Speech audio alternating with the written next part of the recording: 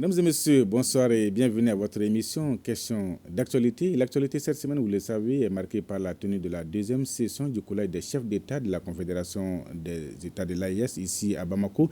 C'était le 23 décembre dernier au CICB. Au menu, il y avait l'évaluation de la feuille de route de la présidence malienne en 17 mois, les acquis, le point des acquis, des défis actuels dans les trois domaines clés, à savoir la défense et la sécurité, la diplomatie et le développement, et le secteur transversal qui est la communication, et enfin le passage des témoins au nouveau président de la Confédération des États de l'AES, le président burkinabé, le capitaine Ibrahim Traoré. Alors pour décrypter les recommandations de cette session du Collège des chefs d'État, le point des acquis, les perspectives, nous avons invité des experts et analystes sur ce plateau, à commencer par Mme Diallo Acheta Touré, ancienne députée à l'Assemblée nationale, membre du REFAMPE. Le REFAMPE, c'est le réseau des femmes africaines, ministres et parlementaires. Elle est également membre de la plateforme des femmes de l'AIS. Bonsoir, Mme Diallo. Bonsoir, M. Dambélé.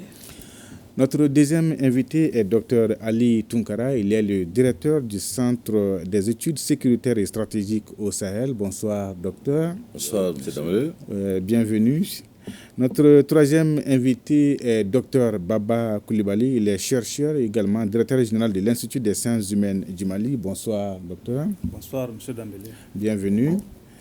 Et nous sommes en ligne depuis Ouagadougou au Burkina Faso avec Gervais Raoul Nadembega. Il est analyste politique et géostratégique. Bonsoir, Gervais depuis Ouaga. Bonsoir, M. Dambélé, et puis bonsoir, les panélistes. Dites-nous, comment se porte Ouaga aujourd'hui? Ouaga va très bien. Ouaga a la nomination de l'élection de Ibrahim Traoré à la tête de l'AES, et aussi une population qui sort de la fête de Noël. Donc, c'est dans cette ambiance que nous sommes au Burkina. Bonne fête de fin d'année déjà, Gervais. D'abord, pour commencer, j'aimerais quand même savoir votre impression globale ici sur ce plateau, sur l'organisation de cette session du Collège des chefs d'État à Bamako. Bamako a-t-il relevé les défis organisationnels, Mme Diallo? Je pense que oui. Parce que comme on sait qu'il y a eu une planification, un travail en amont qui a été fait avant la session des chefs d'État. Nous avons eu la réunion des hauts cadres, la réunion des ministres des Affaires étrangères, qui ont préparé non seulement les matières sur lesquelles les trois chefs d'État devaient statuer, mais également sur les projections et les projets qui sont en cours dans la région du Sahel. Alors, monsieur Dr Tunkara, est-ce qu'on a senti cette ferveur populaire en faveur des chefs d'État de l'AES au cours de ce sommet? Naturellement, lorsqu'on écoutait les différentes rhétoriques de la part du chef d'État de l'AES, celle-ci non seulement rassurait la Confédération, mais dans le même temps, on sentait si vous voulez, le fait que le chef d'État était en phase avec les attentes légitimes qu'ont les populations de l'AES, tant du point de vue du développement, du point de vue de la sécurité et même de la défense. Mais ce qui est important également à noter lorsqu'on évoque cette deuxième session des chefs d'État de l'AES, c'est le contexte dans lequel la session a pu se tenir. On sait pertinemment que l'environnement AES avait été caractérisé par toutes sortes de mauvais sorts dont certains acteurs, même commentateurs hostiles à ces trois États, avaient prédit à la limite une sorte d'apocalypse pour cet espace AES. Mais la session a pu se tenir dans un environnement davantage sécurisé. On n'a pas une série d'incidents sécuritaires. La session a pu se tenir en dépit de toutes les crises auxquelles l'AES fait l'objet, surtout le fait que la session a dû mobiliser un nombre important de Sahéliens, qu'ils soient ceux vivant à Bamako et ceux venus également de l'espace voire au-delà. Donc une session globalement qui a été en phase avec les attentes légitimes des populations. Docteur Baba, est-ce qu'on peut dire aujourd'hui que les attentes ont été comblées si on se réfère un peu à la mobilisation populaire et d'une manière générale? Bien sûr, je pense que les attentes ont été comblées. Je crois qu'il faut marquer sa reconnaissance au peuple AES et remercier le peuple AES pour avoir relevé ces défis. De mon point de vue, la mobilisation était générale. Tous les secteurs ont été mobilisés, en particulier le secteur de la presse, de la communication, et qui a fait un travail formidable.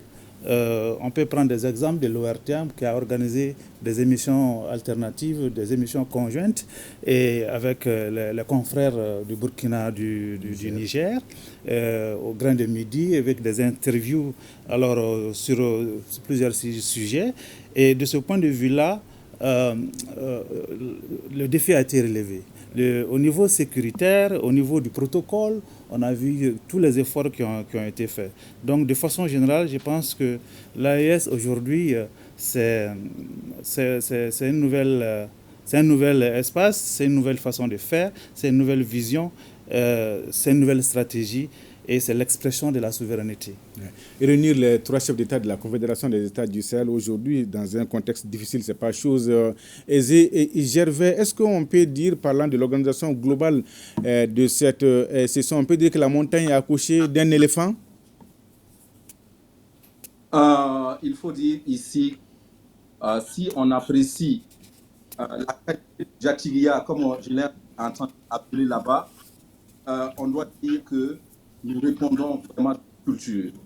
Parce que toutes les délégations que j'ai contactées, celle du Niger, celle de Faso, en l'occurrence, et puis ceux à effectivement d'autres pays hors de l'Est ont tous convenu que véritablement l'accueil était d'un Jatigia à un niveau très élevé. Il faut aussi se dire que la planification a été très bien faite pour permettre que les résultats soient de très bons résultats. Parce que vous avez observé qu'il y a eu les hauts cadres, les hauts fonctionnaires et les ministres qui sont réunis avant les 2 jours clés.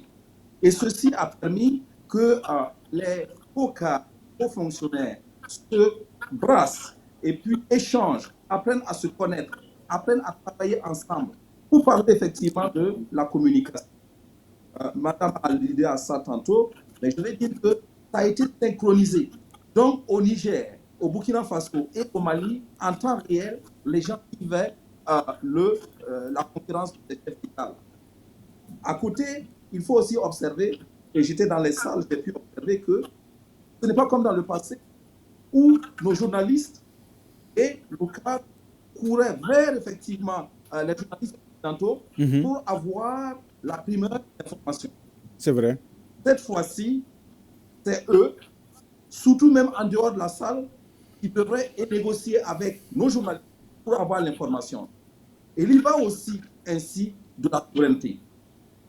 À côté, il faut que je salue ce que j'ai observé et qui m'a beaucoup ému. C'est la complicité entre les chefs d'État, leur détermination. Et si vous regardez effectivement et vous repartez sur 3 discours, pour moi, je l'ai perçu comme un seul discours prononcé effectivement par 3 chefs d'État, 3 présidents, chacun avec son tempérament, sur la base d'un thème précis qui fait effectivement l'égalité. Et ça montre effectivement. Et puis, un autre élément, c'est de les voir arriver cette fois dans un même minibus. Je me suis dit, 3 éléments à considérer, qu'ils ont considérés. 1, c'est l'économie. Parce que vous savez effectivement que chaque chef d'État qui devrait venir seul devrait être escorté, sécurité, protocole, etc., etc. Et ça fait des coûts. Au moment où effectivement nous sommes de vivre sur effectivement des sacrifices de nos populations sur la base de leur adhésion à la cause.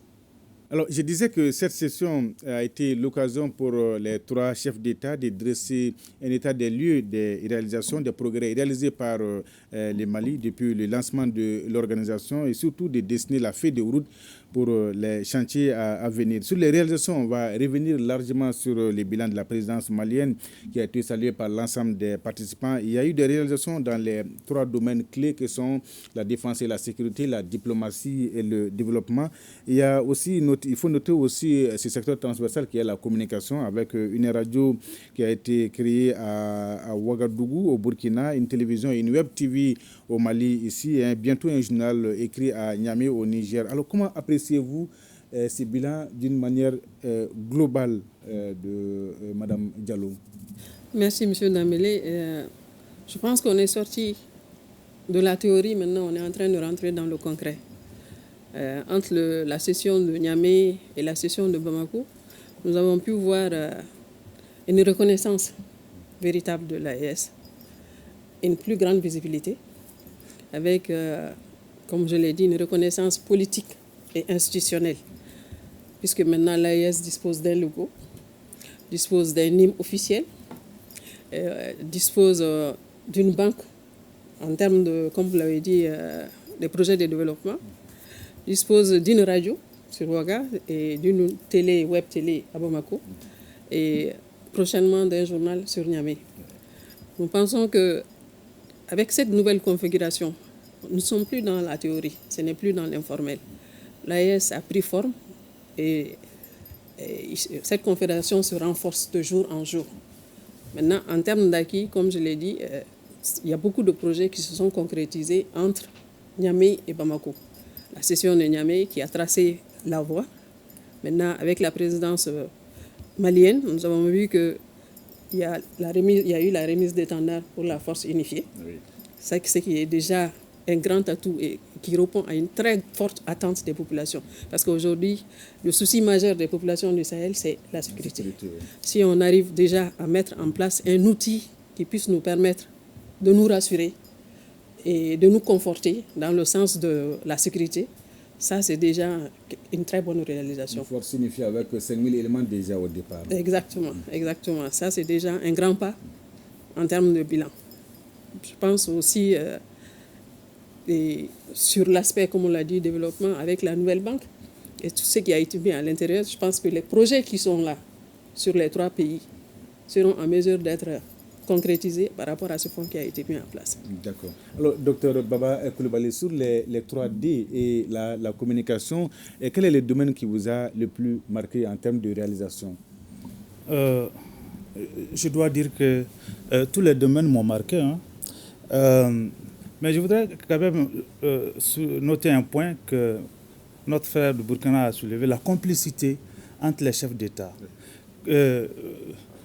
Quand on attend le président, le général Assimi Goïta, dire que très prochainement, on ne parlera plus des populations du Mali, des populations du Niger, on parlera plutôt des populations de l'AES. Et que Ibrahim Traoré, le capitaine, dit « Nous avons le même sang qui coule dans nos veines ». Le président Tchani parle de rétablissement d'une dignité légendaire dans notre espace. Ça veut dire que ces 3 présidents sont dans la même ligne. Et ce qui fait que la présidence malienne ne pouvait pas échouer. C'est une présidence qui a confirmé, qui a posé les vrais jalons en termes de textes. Mais c'est surtout la dimension économique avec la création de la banque qui a été notée tout à l'heure, oui, qui est un bond important dans notre espace, qui est vraiment original. D'abord, le fait qu'on a mis la banque dans un bâtiment existant, dans un vieux bâtiment, on peut le dire ainsi. Cette symbolique, de mon point de vue, elle est forte. Dans un autre contexte, on aurait dû demander des budgets à l'extérieur pour mettre un bâtiment flambant neuf. Voilà, ça fait des économies et ça permet de marquer cette souveraineté. Oui, c'est quand même une banque dotée d'un capital initial de 500 milliards de francs CFA. Exactement. C'est le contenant du contenu. Je disais tantôt, le contenant, c'est vraiment ce bâtiment. Le contenu, c'est les 500 milliards. Et ces 500 milliards de francs CFA vont permettre de financer des projets structurants, des projets impactants dans notre espace. Mais docteur Coulibaly, est-ce que derrière la création de cette banque, il ne faut pas voir c'est pas l'idée de la création d'une monnaie AES? Bien entendu. Qui se cache derrière. C'est pourquoi je parle du contenant, du contenu. Le contenant, c'est vraiment la banque qui est là et c'est une monnaie qu'on va mettre dedans. Et cette monnaie est censée évoluer, on est censé transformer cette monnaie-là, n'est-ce pas, à une monnaie souveraine, n'est-ce pas, qui va être déposée dans une banque souveraine, souverainement installée. Donc, la création d'une monnaie, de mon point de vue, je parle sous le couvert des économistes, est indispensable pour que l'AES puisse effectivement prendre son envol dans ce domaine-là. Du point de vue diplomatie, je pense que beaucoup de choses ont été faites et c'est le lieu de saluer nos diplomates qui ont travaillé ensemble à l'ONU, qui ont travaillé ensemble au Maroc, qui ont travaillé ensemble, en tout cas à travers le monde, pour marquer l'AES. Et je crois que de ce point de vue, l'AES est reconnue en tant que telle aujourd'hui et l'AES s'impose sur la scène internationale. Beaucoup disent aujourd'hui que la diplomatie de l'AES en fait trop parce qu'ils disent les choses directement. Moi, je pense que c'est normal. Il faut marquer cette rupture-là. Il ne faut pas avoir une diplomatie accommodante. Il faut qu'il y ait une diplomatie offensive, directe et une diplomatie de vérité. Donc, de ce point de vue-là, on ne peut plus dire que alors, la diplomatie malienne ou de l'AES, n'est-ce pas, n'est pas visible. Elle est visible, c'est une diplomatie assumée, c'est une diplomatie directe, n'est-ce pas, et surtout, c'est une diplomatie souveraine. Okay. D'accord. Alors, sur ce point, je vais quand même demander l'avis de Dr Ali Tounkara, la décision sur la diplomatie. Est-ce qu'on peut dire désormais que la voix de l'AES s'impose dans les forats internationaux? Il faut désormais compter avec l'AES, forcément.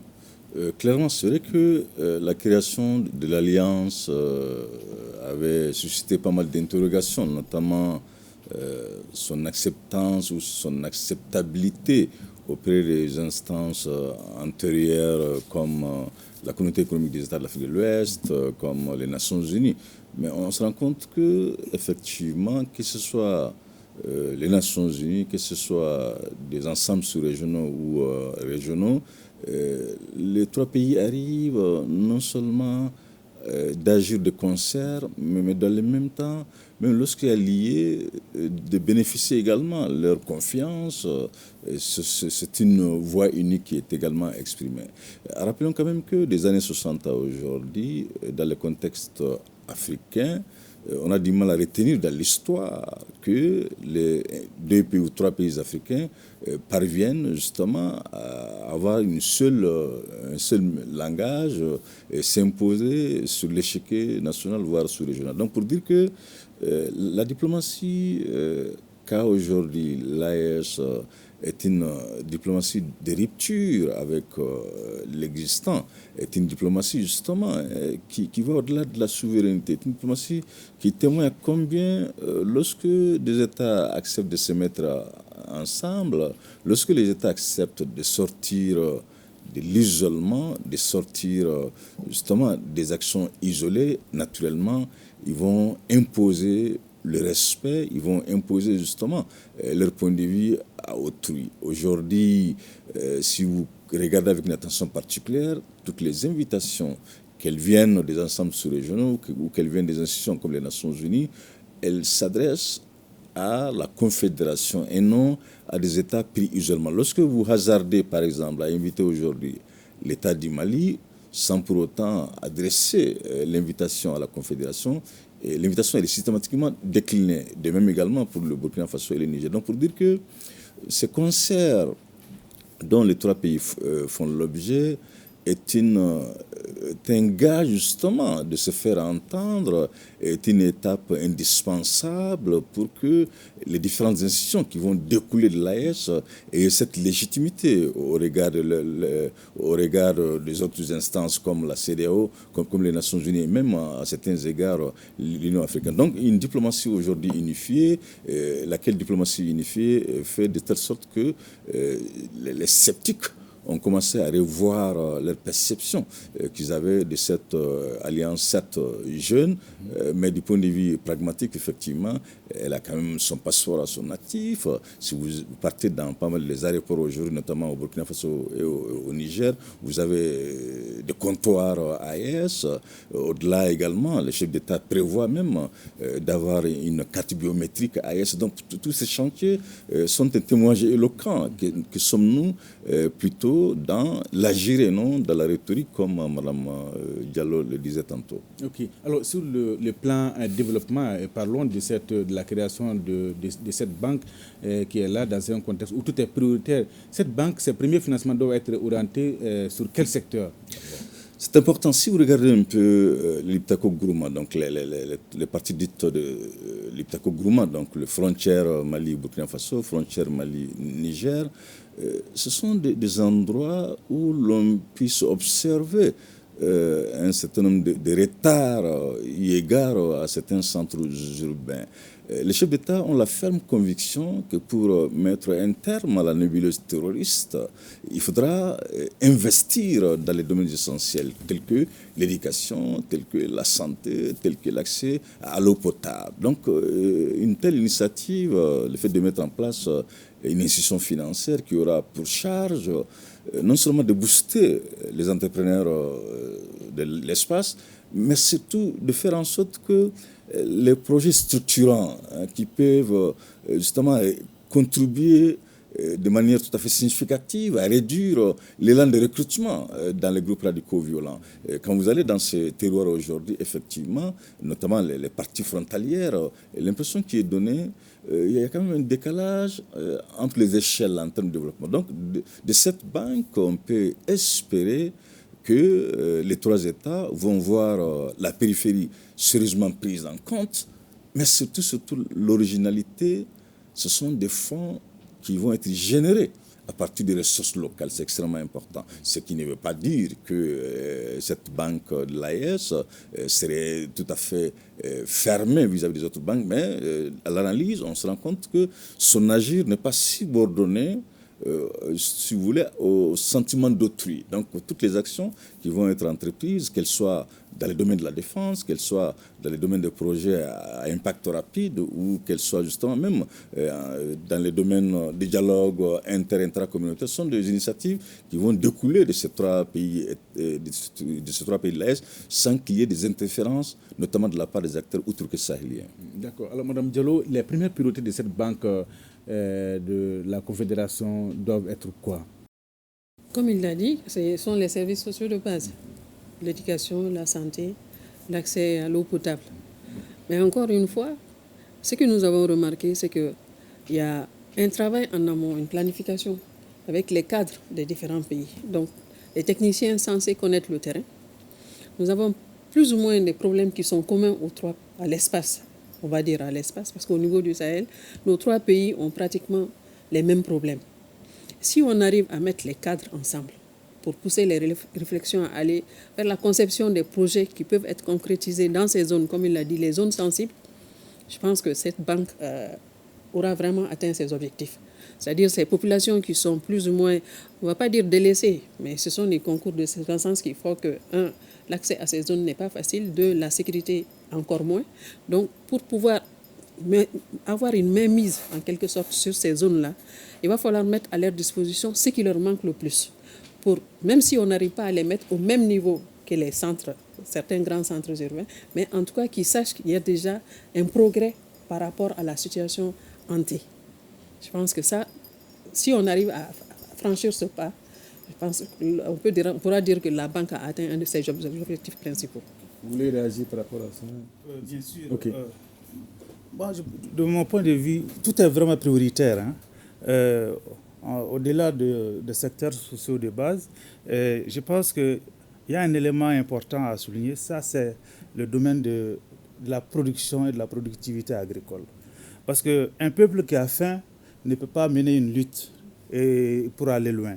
Je pense qu'il y a des opportunités, il y a des potentialités aujourd'hui dans lesquelles cette banque doit orienter ses financements. Je prends l'exemple tout simplement de l'Office du Niger. on dit que le fils du Niger, c'est le grenier de l'Afrique de l'Ouest. Il faut que ça soit le grenier de l'AES d'abord. Et qu'il y ait un financement pour des aménagements et pour qu'il y ait une production et que l'importation du riz puisse diminuer significativement au sein de l'AES. Je prends aussi l'exemple du blé. Au Mali, il y a cette possibilité dans le bas delta, à partir de Tombouctou, d'Iré. L'État du Mali est en train de développer des initiatives pour la production du blé. Je pense qu'au niveau AES, on peut mettre en place un programme important de production du blé parce que c'est l'aliment de base. Moi, je pense que d'abord, renforcer la sécurité alimentaire pour ces peuples-là, c'est l'une des priorités. À côté, bien entendu, du chemin de fer, à côté de la route et de la compagnie aérienne qui sont en gestation. Okay. Vous parlez tantôt de l'idée de la monnaie AES. Je vais quand même connaître l'avis de Gervais là-dessus depuis Ouaga. Gervais, d'aucuns estiment aujourd'hui que pour parachever cette souveraineté tant clamée par les chefs d'État de la Confédération, il faut créer une monnaie AES et sortir définitivement du franc CFA. Partagez-vous cet avis? Avant de revenir sur cette question très importante, mais aussi très sensible, permettez-moi de venir pour ajouter quelques éléments à la liste des projets qui peuvent être financés par cette banque. D'accord. Mais observez d'abord que ça ressort de la vision que l'on fasse de cette banque une priorité, à côté effectivement de la sécurité. Parce que si vous regardez l'écosystème bancaire au niveau Afrique, et plus particulièrement au niveau du Sahel, vous verrez qu'on a des banques de détail. On collecte l'épargne effectivement des travailleurs, des ouvriers, des petits opérateurs économiques, et puis on replace avec effectivement, si bien que l'on se dit qu'il y a trop de liquidités et les banques ne prennent pas de risque. Comment vous pouvez alors créer une industrialisation, pousser l'industrialisation dans la zone Sahel pour permettre le développement? C'est ça effectivement le grand problème, et ils ont eu cette vision de voir ça clairement. Donc ça, c'est à saluer. Mais maintenant, les projets structurants. Le président Goïta, sortant effectivement les acquis, a fait un clin d'œil effectivement sur les perspectives. Il a parlé de routes internationales au niveau inter-AES. Ça, c'est effectivement à saluer. Parce que si vous produisez à l'Est, si vous produisez au Burkina, si vous produisez au Mali et ça ne peut pas circuler, aller de l'autre côté, ça pose un problème.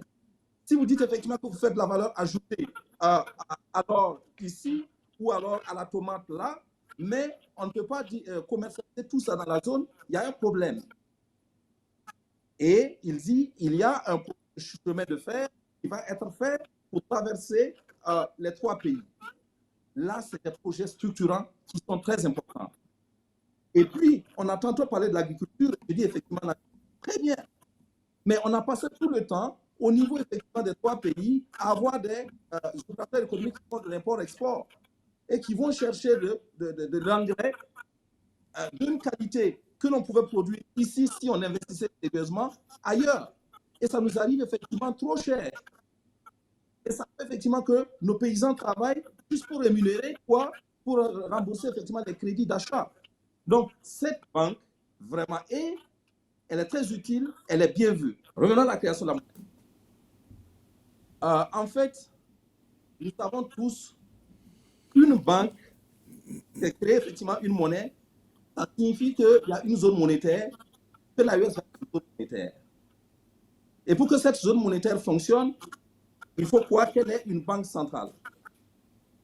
Et c'est quoi l'utilité effectivement de la banque centrale?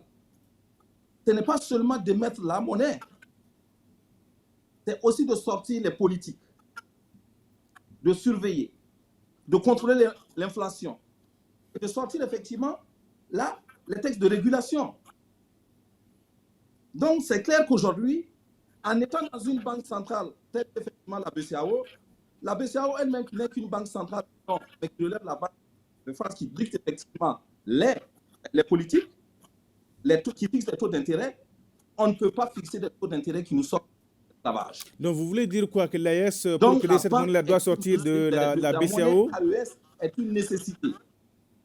Maintenant, partir de notre situation, pour une monnaie, il y a des étapes, et des étapes essentielles, que si nous évitons effectivement d'observer, nous risquons d'avoir le terrorisme monétaire qui va venir s'ajouter au terrorisme militaire. C'est quoi le terrorisme monétaire encore? Et au terrorisme économique par lequel les gens veulent nous étouffer. Gervais? Pourquoi je dis ça? Gervais, c'est quoi le terrorisme monétaire encore? Ben, le terrorisme monétaire, c'est quoi? C'est tout ce que je viens de dire aujourd'hui en passant. Ils ont la Banque centrale, qui est en réalité la Banque centrale de France. Ils émettent la monnaie là-bas. Donc il faut sortir de la Banque centrale. Il faut sortir de la BCEAO carrément. Ils faut battre la monnaie et l'envoyer effectivement ici, distribuer à leurs sous-fifres les terroristes. Ça désorganise notre économie tout en donnant de la force aux terroristes. Alors que si nous avons notre monnaie, ça permet déjà de réduire leur mode effectivement de rémunération de leurs sous-fifres et ils comprendront effectivement le coût et nous pourrons surveiller davantage. Merci Gervais. Je le disais, il y a les trois piliers, les deux. Il y a aussi le grand C qui est de la communication. Je le disais, il y a eu des acquis énormes dans le volet communication avec désormais une radio, une télévision, un journal papier qui sera lancé à Niamey.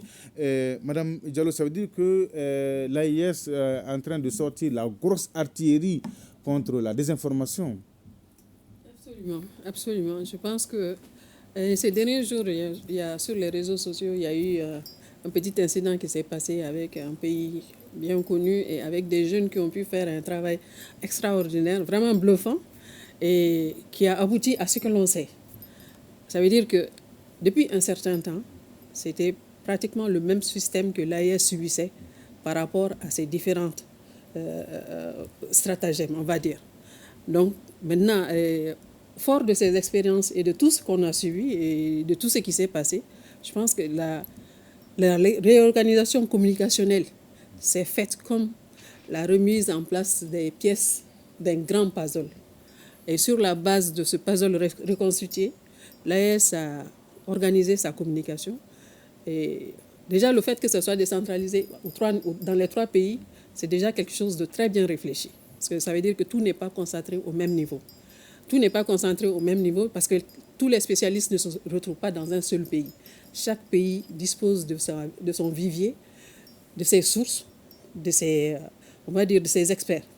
Il dispose de son expertise.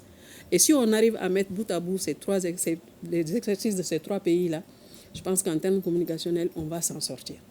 Et donc, encore une fois, en termes de planification et de vision, à mon avis, à mon humble avis, je pense que c'est un travail excellent qui a été accompli du point de vue communicationnel.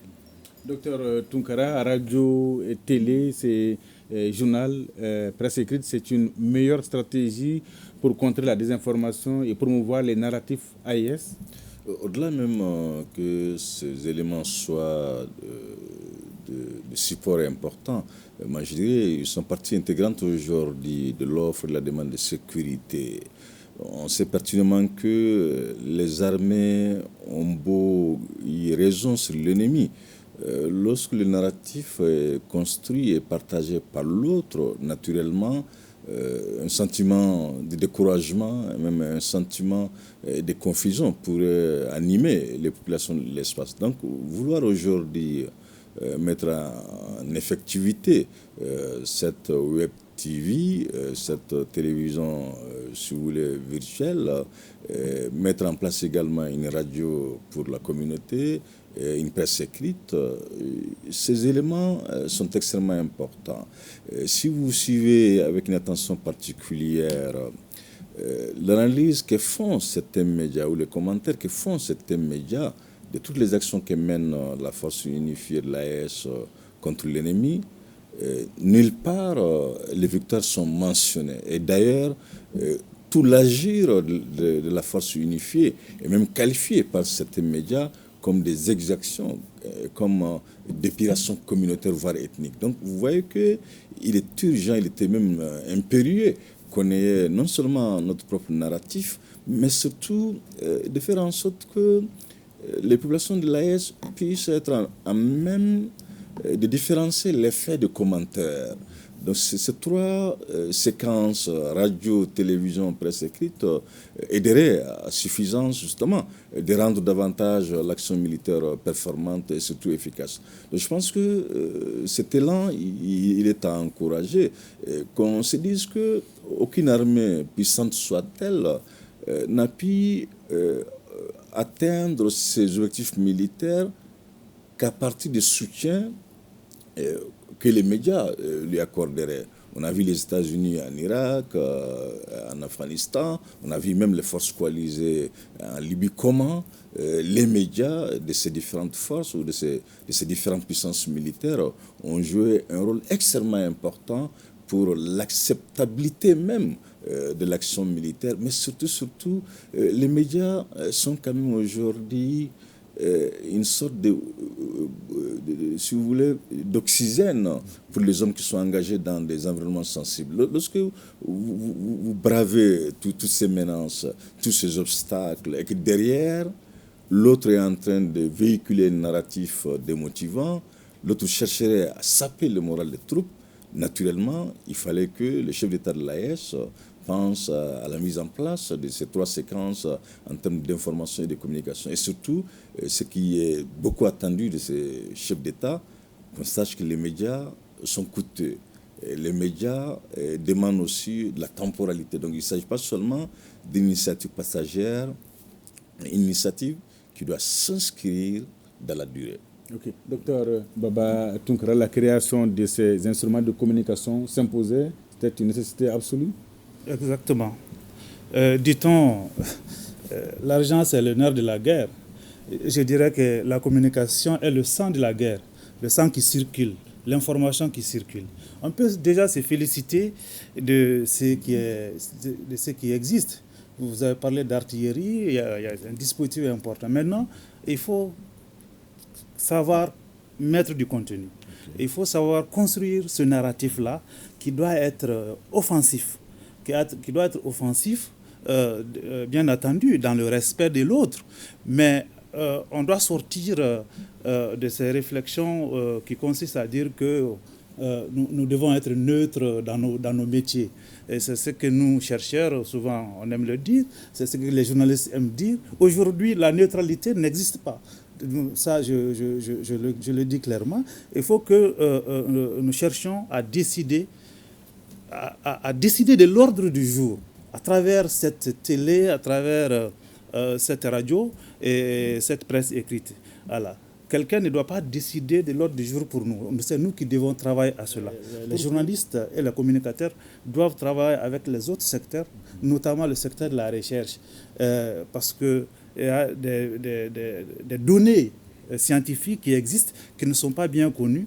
Il est important qu'aujourd'hui, alors on fasse davantage recours aux résultats de la science. Cela voudrait dire aussi qu'il faut développer la science pour qu'il y ait d'autres résultats. Donc l'un dans l'autre, ça peut faire avancer les choses. Et donc ça demande aussi plus de collaboration entre les journalistes et le milieu universitaire, de mon point de vue. Alors, Madame Diallo, ça veut dire que les journalistes doivent être des acteurs importants de cette lutte-là aujourd'hui? Tout à fait. Les journalistes ont un rôle extrêmement important à jouer. Parce que, comme ils l'ont dit, c'est à travers, pas tous, certains journalistes qu'on arrive à avoir les déformations des narratifs en fonction de la sensibilité de la personne qui rapporte l'information. Que cette personne soit du bon côté ou du mauvais côté, on va dire entre guillemets bon ou mauvais. Mais c'est en fonction de son intérêt que la vérité peut être traversée en rendant ce qui se passe de façon concrète. Donc, comme je l'ai dit, ils ont aujourd'hui le pouvoir de façonner la vision ou l'opinion en fonction de ce qu'eux ils traduisent, de ce qu'ils transmettent à l'opinion. Donc, ils ont un rôle fondamental, on va dire, parce que, comme on l'a dit, ils ont cette capacité, ils ont cette faculté-là de rendre l'opinion positive ou négative. Donc, pour cet accompagnement-là, il faut vraiment qu'ils soient non seulement bien formés, mais qu'ils soient aussi, comment on va dire, engagés dans la réussite des différents processus qu'on met en marche. Alors, j'aimerais quand même connaître l'avis de Gervais sur la création de ces médias. Est-ce que ces médias-là peuvent contrer efficacement toute la désinformation développée aujourd'hui par les médias occidentaux? Qu'est-ce qu'on peut attendre de ces journalistes-là de l'AIS? M. Dambélé, elle montre déjà qu'elle peut, par la preuve, prenons la crise du carburant au Mali. C'était moins une guerre, effectivement, d'armes. Je sais effectivement que les terroristes incendiaient quelques citernes, mais c'est rentré dans une stratégie de communication très, très, très bien élaborée. Écoutez, les différents pays occidentaux disent le cri effectivement non ressortissant. Parce qu'effectivement, le Mali, Bamako va tomber. Et c'est une question effectivement de jour. Il y a une alliance entre effectivement les politiques et les terroristes et ils essaient de s'entendre pour gérer. Et à côté de cela, nous avons des nationaux, en parlant effectivement de l'AES, qui s'asseyent quelque part dans certains pays voisins ou en Europe, qui mettent de l'huile au feu. Alors que dans la réalité, c'est simplement un plan de communication qui fonctionne. Regardez ce que l'ORTM, à sa télévision et sa radio, est arrivé à faire. Regardez ce que les plages de télévision communes, les plages communes de télévision entre le Niger, le Mali et le Burkina Faso sont parvenus à faire. Ils ont démonté systématiquement dans le narratif, par une puissance de dénonciation grande, ce qu'ils voulaient faire. C'est maintenant une chose que nous devons analyser. Quelle est l'approche que nous avons eue? Quelles sont les ressources que nous avons utilisées en termes de ressources humaines, en termes d'infrastructures, techniques et technologiques? Comment on peut porter ça à l'échelle? Et c'est aux techniciens d'analyser et de venir. Et je pense que c'est ce qui a poussé également à ce qu'on fasse en plus de la banque, après la force unifiée,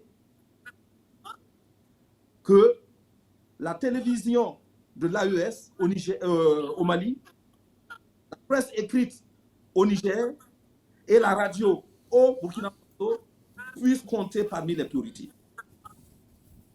Parce que c'est devenu une arme. Et il faut effectivement que nous y investissons. On va parler des défis qui attendent vraiment le nouveau président de la Confédération. Je le disais, c'est le capitaine Ibrahim Traoré, chef de l'État du Burkina, qui a été désigné pour assurer la présidence de la Confédération pour une durée d'1 an, pour les 12 prochains mois. Donc, dans son discours déjà d'acceptation, le nouveau président de la Confédération a placé son mandat sous le signe de la continuité, de l'humilité et de l'accélération de l'action confédérale. Quelles doivent être ses premières priorités, selon vous, Madame Diallo, dans cette présidence? Écoutez, M. Dambélé, je pense qu'on a parlé des principaux défis.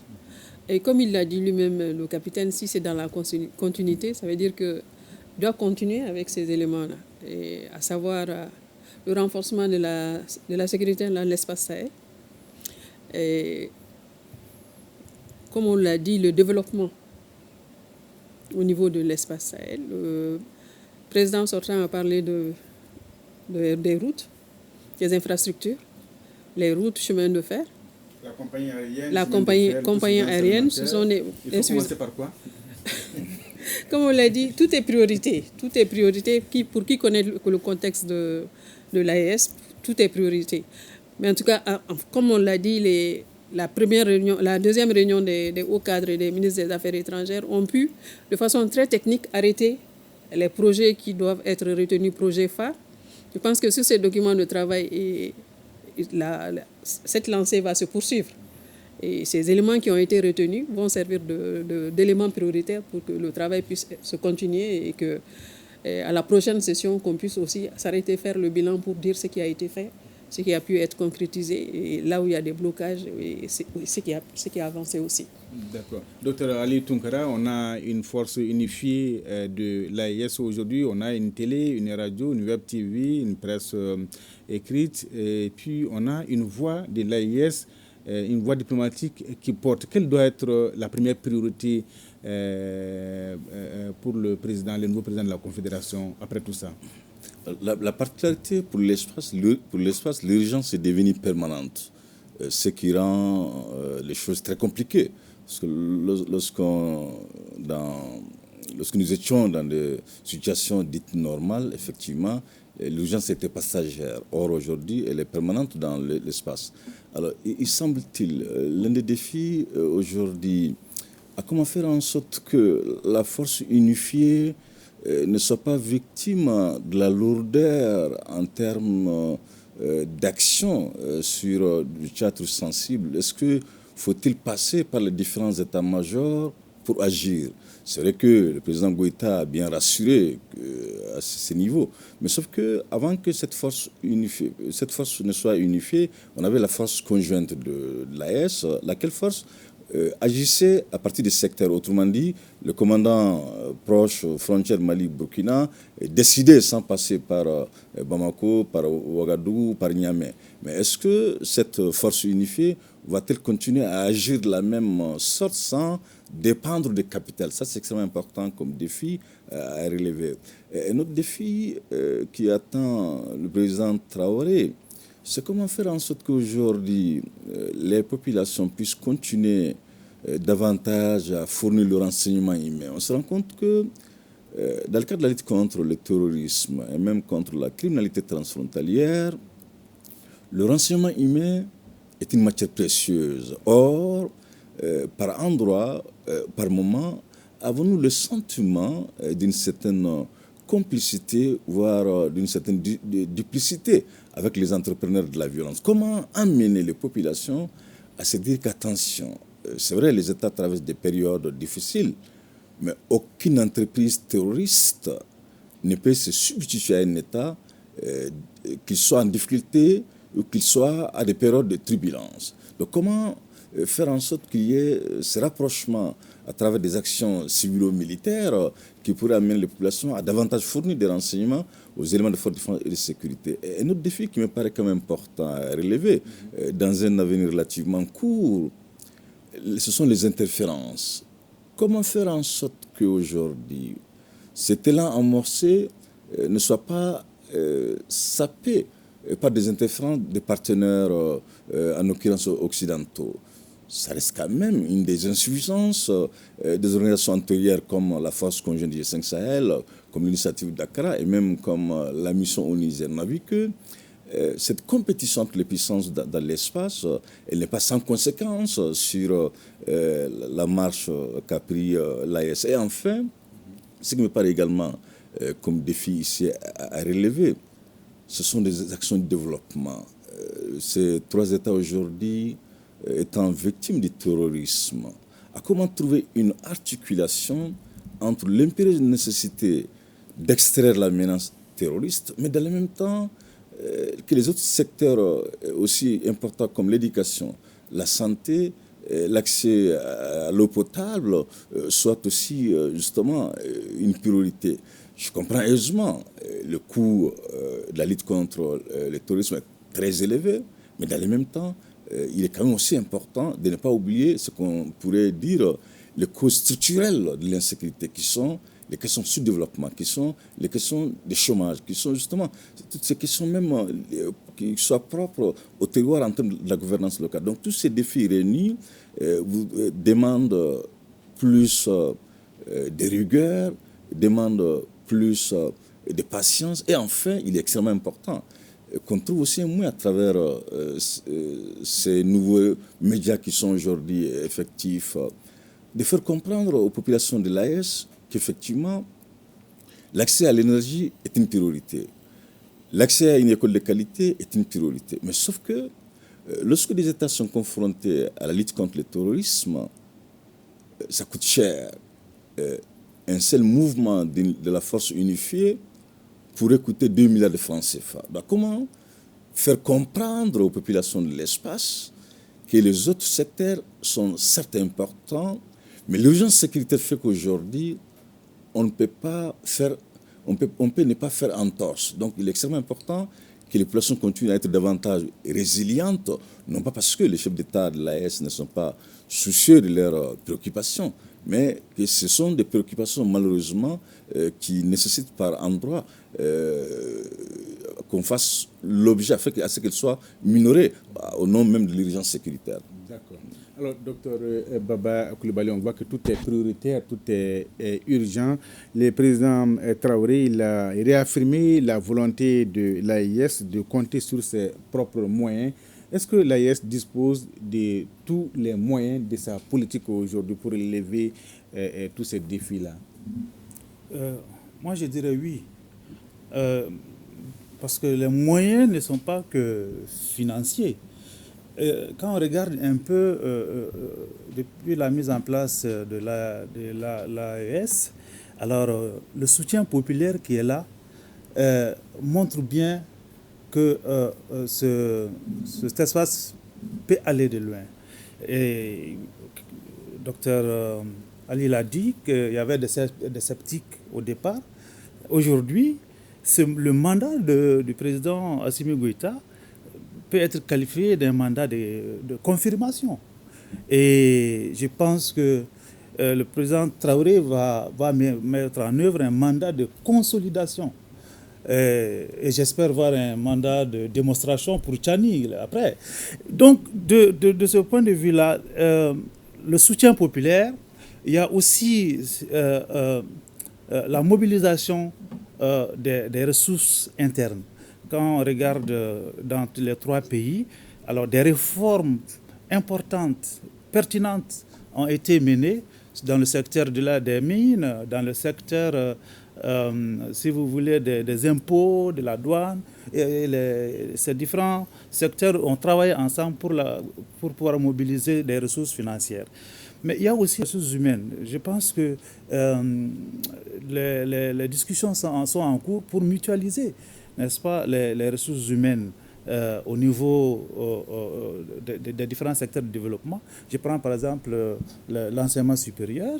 Il y a une rencontre importante, n'est-ce pas, des responsables des institutions de l'enseignement supérieur au mois de juin 2025 à Bamako, et qui a mis l'accent sur la création des pôles d'excellence avec aussi le développement des savoirs endogènes dans la marche de l'AES. Donc moi je pense que de ce point de vue, le président Traoré a parlé de continuité. Quand on met un plan en marche, il ne faut pas toujours réinventer la roue. Donc, il faut absolument qu'il renforce alors l'unité, la force unifiée là. On parle aujourd'hui de 5000 hommes. Moi, j'ai envie de constater à la fin de son mandat, alors ces 5000 hommes multipliés par 3, multipliés par 4, avec des équipements conséquents pour que cette force unifiée puisse véritablement occuper le terrain de l'AES, puisse véritablement travailler dans le sens de la lutte contre les terroristes. Il y a aussi la surveillance du territoire, le renseignement, et il faut véritablement contrôler les frontières terrestres, aériennes, j'allais même dire les frontières fluviales, pour que cet espace puisse être véritablement sécurisé. L'incident qui s'est passé au Burkina, alors il y a quelques semaines avec le Nigeria, est la preuve que l'espace aérien de l'AES a besoin véritablement de protection. Donc c'est un ensemble d'actions qui doit être mené pour non seulement renforcer la dimension militaire, mais aussi au moins amorcer les projets qui sont annoncés. À défaut de faire les trois, la compagnie aérienne, le chemin de fer et la route, au moins que, en tout cas, ce mandat puisse réaliser un de ces projets-là, n'est-ce pas, avec les ressources internes, n'est-ce pas, de l'AES. Ça, c'est fondamental. Et c'est cela la souveraineté. D'accord. Madame Diallo, un mandat de consolidation des acquis. Dans ces mandats, quelle doit être selon vous la posture de la Confédération face aux autres organisations régionales et sous-régionales? Écoutez, aucune entité n'a évolué en autarcie. Donc, il serait bien qu'on puisse... Déjà, on est dans une situation ou dans une position où négocier à son avantage, partir sur la base du gagnant-gagnant est maintenant la règle générale dans le monde. Et je pense que l'AES est aujourd'hui dans une position où la Confédération peut s'asseoir à n'importe quelle table, discuter avec n'importe quel partenaire dans le cadre du partenariat gagnant-gagnant, que ce soit dans la sous-région. Je pense qu'aussi la dynamique de l'AES va permettre à beaucoup d'organisations sous-régionales de redresser un peu la barre, parce qu'au vu de la direction que prennent les choses, et forcément, certaines entités vont être amenées à faire une remise en cause pour voir où est-ce que ça ne marche pas pour moi. Parce que pourquoi la création de la Confédération? Je pense que c'est pour une raison bien précise. Sur la base de ces éléments-là, les discussions peuvent être entamées avec n'importe quelle organisation sous-régionale, mais avec la vision propre de la Confédération, et sans pour autant essayer d'imposer sa volonté au partenaire qui est en face. Rapidement, Ali et Dr Baba Coulibaly, sur les relations avec les autres organisations sous-régionales, quelle doit être la posture de l'AIS?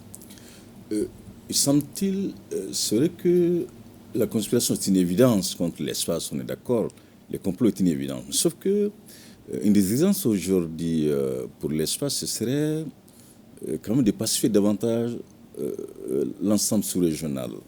Quand vous regardez le Mali et l'Algérie, le Mali et la Mauritanie, le Mali et la Côte d'Ivoire à certains égards, sont quand même des relations qui nécessitent aujourd'hui de répondre plus à la réelle politique qu'à une souveraineté qui serait peu ouverte. De la même manière également, lorsqu'on prend le Bénin, le Niger, le Niger et le Nigeria à certains égards, sont des éléments malheureusement qui ne permettent pas justement à la Confédération de circonscrire la menace. Laquelle menace, elle est quand même transversale. Et si l'on regarde au même moment le rapport entre le Burkina Faso et la Côte d'Ivoire, sont des éléments qui ne sont pas sans conséquence. C'est l'efficacité de l'action militaire. Donc pour dire tout simplement que la souveraineté est une nécessité absolue, à la garder, à la consolider. Mais dans le même temps, les États doivent accepter de faire entorse au nom de la réelle politique. L'urgence voudrait que le président Traoré aujourd'hui aille au-delà de la seule contestation, effectivement, de se dire qu'attention, sommes-nous effectivement victimes de complot? Sommes-nous victimes de conspiration? Au bout du tunnel, on ne peut pas circonscrire, on ne peut pas mettre un terme irrévocable à l'action terroriste lorsque avons-nous des États voisins qui acquéraient au même moment ces acteurs hostiles à l'espace de la Confédération. Donc, il ne s'agit pas de trouver une amitié, mais de trouver une posture, justement, si vous voulez, de neutralité. Comment faire en sorte que si vous ne m'aidez pas à lutter contre le terrorisme, mais n'accordez pas votre soutien à l'ennemi. Cette posture de neutralité, elle s'impose aujourd'hui à la Confédération si l'on veut que tous ces chantiers lancés aujourd'hui soient une réalité dans un avenir relativement court. Docteur Baba Coulibaly, il faut adopter une posture de neutralité? Oui, une posture diplomatique, une posture de négociation, mais dans le respect des valeurs qui sont les nôtres, des valeurs qui défendent véritablement alors, qui nous caractérisent, j'allais dire. Avec la CEDEAO, je pense que l'AES doit continuer les discussions pour d'abord pacifier les relations, mais aussi faire en sorte que la CEDEAO, bien entendu, qui va se réformer ou disparaître de mon point de vue, alors puisse être un partenaire sous-régional crédible. Voilà, je pense que ça c'est important. Et aussi, il faut négocier, il faut travailler à la coopération bilatérale. Il y a des pays avec lesquels nous pouvons discuter aujourd'hui d'égal à égal dans la sous-région, avec lesquels nous pouvons travailler du point de vue diplomatique pour, bien entendu, tirer notre parti du jeu. De l'autre côté, il faut travailler à la reconnaissance et à la visibilité de l'AES au sein des autres organisations comme l'Union africaine. Je crois qu'au départ, l'Union africaine n'avait même pas reconnu l'AES en tant que telle. Je crois qu'il faut travailler à cela. Il faut travailler à la reconnaissance à la visibilité auprès de l'ONU, ce qui a déjà commencé. Mais aussi, il faut constituer un pôle, que l'AES soit un pôle important dans ce qu'on appelle aujourd'hui le sud global. Et ça, c'est important. Et ce repositionnement stratégique doit être une priorité. Et être un pôle important et aussi définir un cadre de collaboration, ça, c'est mon point de vue également, avec ce qu'on appelle les BRICS, un cadre clair de collaboration, j'allais dire avant d'y adhérer. Voilà. D'accord. Alors, si Gervais est en ligne, j'aimerais quand même avoir son analyse sur les enjeux de la présidence burkinabé de la Confédération. Quels doivent être ces enjeux-là, Gervais? Qu'est-ce qu'il y a? L'enjeu principal, pour moi, c'est la capacité. Pardon? Ça sera jugé à l'aune de la capacité de transformer le soutien populaire qu'il y a dans les trois pays en une participation citoyenne. Et ceci ne peut pas se faire si on ne renforce pas la communication autour du résultat. Et ceci, c'est de travailler à faire de l'AES un projet porté par les peuples et pas seulement par les États. Et ça doit concourir à améliorer les quotidiens des citoyens. Maintenant, ceci peut passer par dans l'esprit de ce qu'a dit le docteur Tunkara, dans le sens qu'il faut avoir un peu de réel politique, mais je sais qu'il a bien dit que ce n'est pas de l'amitié, mais il faut se dire que ça nous le respect d'un certain nombre, effectivement, de valeurs. Parce que quel que soit le conflit, l'histoire l'a montré, et le bon sens l'indique, c'est toujours par des dialogues, des négociations et des accords que ça finit. Mais encore faut-il que chaque partie fasse comprendre effectivement les éléments non négociables de ses attentes. Et c'est en ce sens que je ne dirais pas que je n'irai pas dans le sens qu'il faut aller trop dans... Non. En principe, il faut éviter de faire la confusion que beaucoup font. C'est de dire entre l'AES, qu'est-ce qui peut se faire entre l'AES et puis la CEDEAO, comme si l'AES et la CEDEAO étaient de même nature. Même au plan juridique, vous ne pouvez pas prendre une logique communautaire qui est celle effectivement de la CEDEAO, qui va sur des bases non contraignantes, avec l'AES qui avance sur une logique de confédération. Et dans la logique effectivement de confédération, il y a une convergence idéologique, une acceptation de céder des domaines de compétences Et aujourd'hui, ce que nous jouons, c'est l'existence même de nos États. Et quand nous jouons l'existence même de nos États, alors qu'en face, nous avons effectivement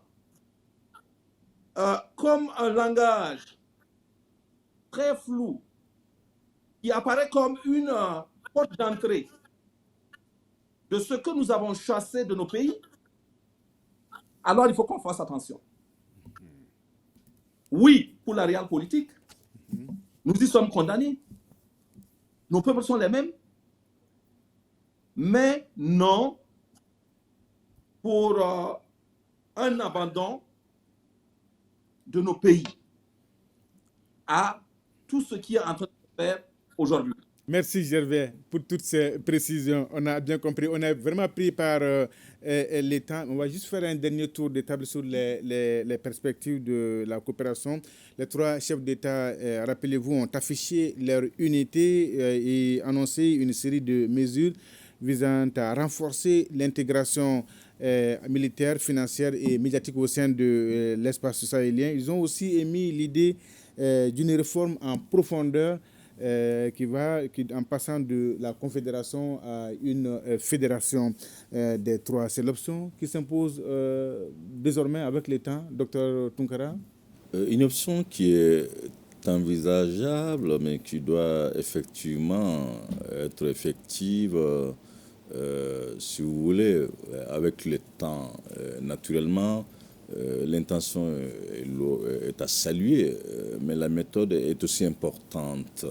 On sait pertinemment que les États de nature sont quand même un peu jaloux quant à leur souveraineté territoriale, par exemple. Les États seraient même un peu jaloux lorsqu'il s'agirait de faire de la gouvernance une gouvernance commune. Mais tout cela, avec aujourd'hui presque plus de clichés entre ces trois pays, plus de préjugés, parce qu'il faut quand même, faut-il le rappeler, ce sont des choses qui avaient caractérisé les anciennes organisations, qu'elles soient le G5 Sahel, qu'elles soient même la MINUSMA ou qu'elles soient la CEDEAO. Donc je pense que graduellement, on peut cheminer vers cette finalité. Mais toujours est-il que on a beau être ambitieux, on doit rester dans un optimisme prudent, d'aller au cas par cas et de juger justement la pertinence d'une telle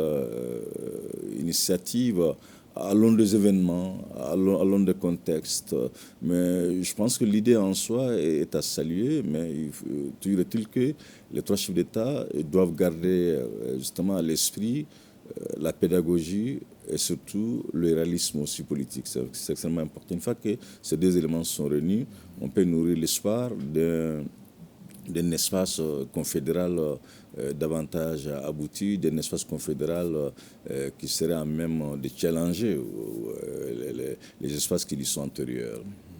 Docteur Coulibaly, de la confédération à la fédération, c'est l'option qui s'impose désormais pour asseoir davantage cette intégration entre les pays de l'AES? Je pense que la fédération, c'est une option possible. Mais il faut aller doucement. Il faut aller doucement parce que tout est fragile jusque-là. Il y a beaucoup de risques. Et tous ces projets colossaux, ambitieux que nous venons d'évoquer, il faut les financer, il faut les consolider.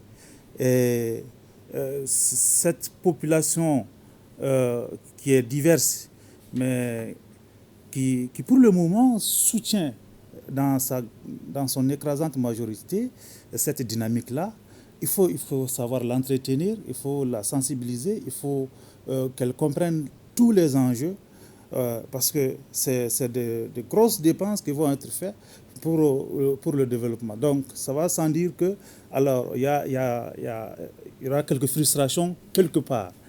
Et ça, il faut consolider. Il faut aussi travailler à consolider véritablement les relations non seulement entre l'État et ces populations-là, mais aussi entre les différents États par rapport à l'immixtion, à l'interférence internationale.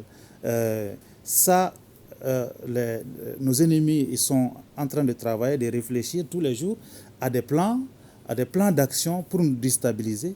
Donc, il faut réussir à être ensemble. Donc, de mon point de vue, la fédération, c'est une option, mais sur le long terme, pas tout de suite. Voilà. Madame Diallo, en termes de perspective, si on vous demandait de dresser un portrait au robot de l'AES dans une année, ça va donner quoi? Ça va ressembler à quoi? On va espérer que ça ressemble à une entité viable, à une entité forte, qui a déjà un chemin très clair, qui a les ressources nécessaires pour atteindre ces objectifs clairs qui sont déjà prédéfinis.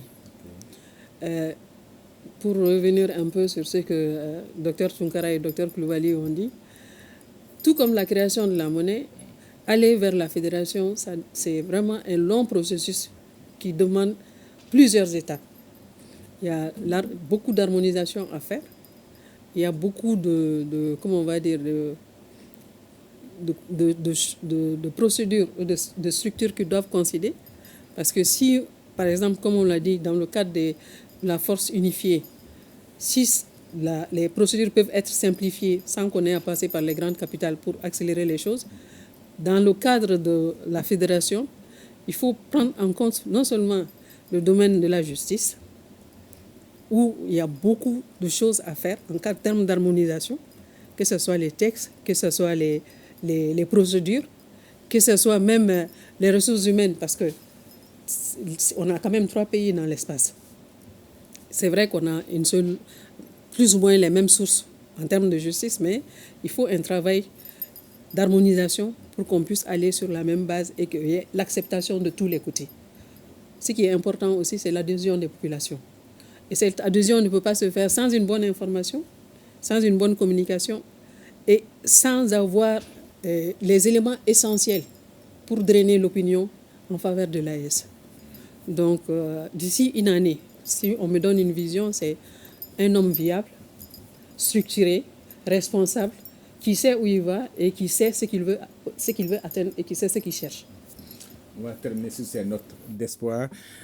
En tout cas, cette deuxième session aura permis aux dirigeants sahéliens de réaffirmer leur engagement commun en faveur de la souveraineté, de la lutte contre le terrorisme et de la valorisation des ressources naturelles au profit des populations de la Confédération. C'est donc tout pour ces débats, questions d'actualité. Merci à tous nos invités pour les analyses pertinentes.